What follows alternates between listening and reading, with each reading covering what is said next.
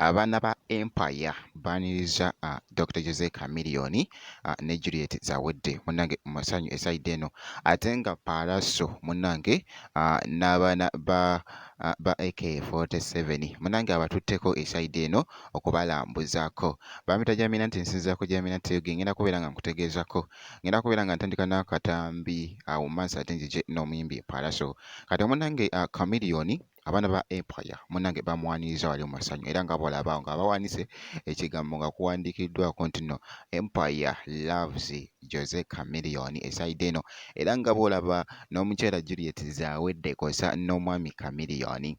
Jjukira nti no Chameleone abadde yakashutinga vidiyo era nga bolaba mu kifo ekyo ashutingiddemu vidiyo mugambo, era nga agenda kubeera ng'afulumya vidiyo eno. Jjukira nti no navuddeyo ne nkola vidiyo ne mbategeeza ate process singa we yayimiridde esayidi eno, naye nga wano akatambi kano nako katwedinze nnyo ne mwana mulenzi Weasel Manizo wali nga bakikwasaganya ne muganda we Dr. Jose Chameleone esayidi eno, naye nga bwe nti munnange ate nja kuba nga nkuwa update yonna enafaayo ku Dr. Jose Chameleone esayidi eno mu USA gy'ali n'omukyala Juliet Zawedde.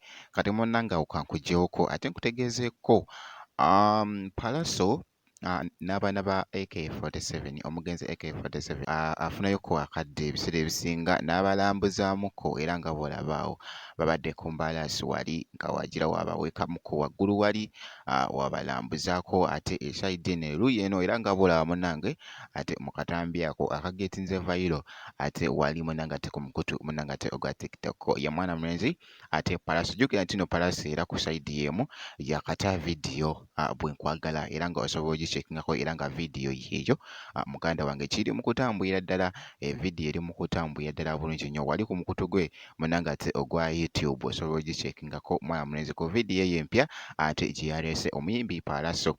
Naye nga bwe nti munnange ate bwe nkoze era nga akatambi kano nga wabadde n'abaana ba AK47 omugenzi nako katwedinze nnyo ate wali munnange ate ku mukutu ogwa TikTok. Ngenda kubeera nga nkomawo ate mu maaso eyo nezi updates endala, making sure nti no osubscribinga wobeera nga tonaba vidiyo osobola ogimpera like, nakyo kibeera kitambulira ddala bulungi nnyo. Ngenda kubeera nga nkomawo katono nnyo bwe kiti.